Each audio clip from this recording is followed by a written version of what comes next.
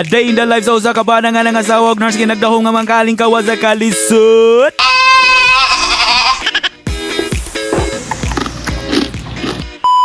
Kay laing adlaw ug laing video naman sad, sugda na to atong adlaw sa pinakasipag nga pagsubsob sa kape.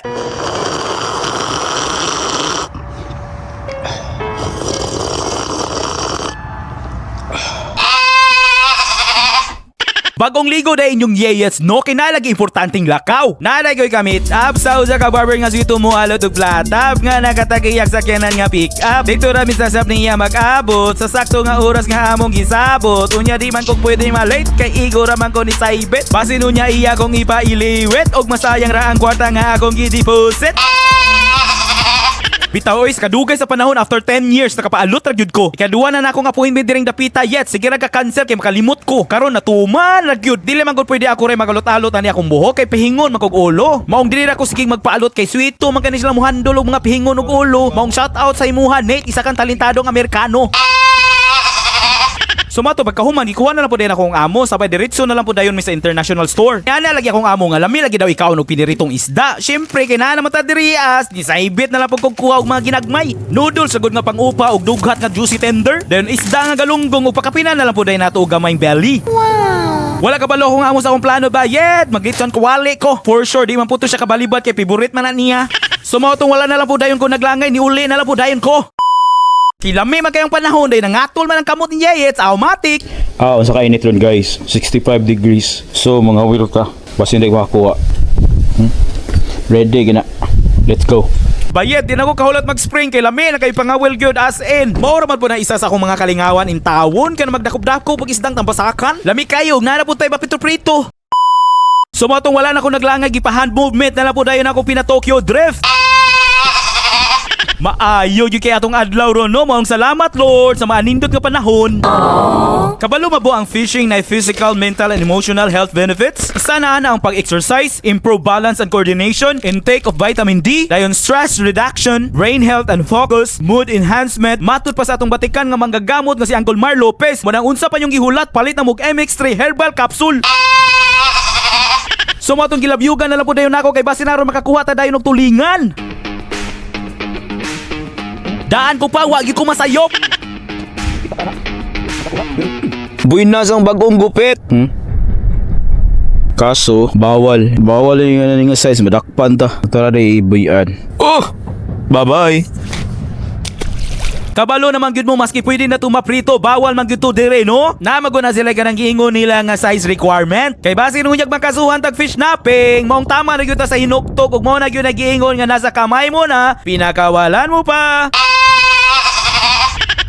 Bagong alot bay. Medyo hinay ang panagat ni Yeyets ron no? Dire man gud sa among dapit basta tingtugnaw na gani ang isda, medyo muadto man na sila sa lalom aron magpa-chill. Mo nang wala gyud tay makuha na basta mag-fishing ka sa kadaplinan. So mo itong paguli, wala man tayo isda na dakpan. Gidiritsuan na lang po dayon ako pabukal ning para lechon kawali. Dali ra kay ni sa buwagan ni mo nag-aho, sibuyas, paminta, bay leaf, suka, toyo, ug asin. Then pagbukal na haunon dayon duslak-duslako ra na nimo sabay sabwag ug asin. Kay mao man ay teknik aron mo crispy imong chunle. A few moments later. Wala pa ta mahumano, dili ta mo undang taman di na to maluto ang lechon kawali. Naka-invest na tag feelings mo kailangan na ta na humanon. Ang pamahaw dahil sa akong mga bagtos ron kay isda nga galunggong og sa Binisaya pa isdang sigarilyo. Kabalo naman yun basta prito na gali arang lamia. Magyun kaya ni sigarilyo nga isda. Kalame sa pamahaw buyag. Oh yeah! Inusara naman sa da, kabalo naman sa drill in sigida manghipos sa sadda. Tanawa ra nila mga kalaki kada adlaw na lang yun pero okay ra. Ana mag yun ang bata mudula mag yun na maong panghipos amahan. May gali na kapangyarihan dali ra magic. Siyempre, lihok ka may snack dagko, di tapagan si bayet, kailangan tag energy. Wala yun yung style, next year na lang yun mag-diet, mura ka piki man. Bitaw nang itar ko pagkakataon, hilis lagi ning bilbil ni Yeyets basta makahunat lang ko. Dayon siyempre, dili na to na pwede malimtan ang nagpalagsik sa atong adlaw. Mga coffee lover ay makasabot unsay feeling, anak. Kalabitong kailangan nimo i-start imong adlaw with a sip of kape.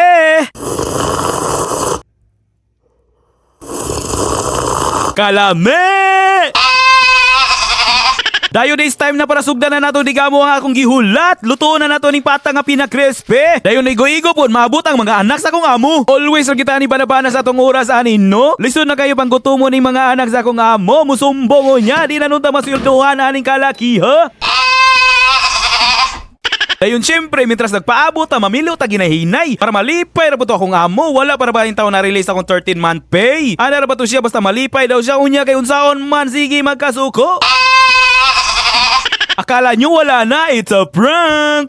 Galaundo kita ning piluno nako. Dasing na lang po ko ani pamilo kay at least narabog ko'y makontent, maka-earnings ra pud ta. Mo nang kamo tabangin taon ko ug react share para makalingkawas ako sa kalisod. Pintahan na lang gini sa tugkaran mo hunong ang bus. Oy kay igo na lang yuga maghulat sa gawas. Kinaabot naman ang mga anak sa akong amo. Aw dili na nato dugayon hauno na nato ang crispy pata. Dayon gidiretso na lang po dayon ako og tadtad kay nga akong mga bagtos di nakatagad. Wow, wow, wow!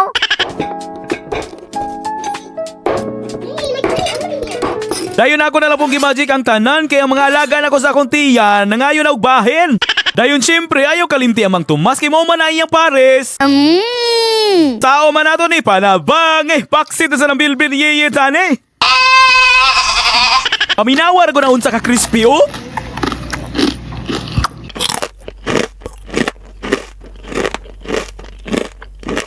Mauna sa walay lain pa magdungat ang tanan kalame. That's all for today. I'm Pugamping out.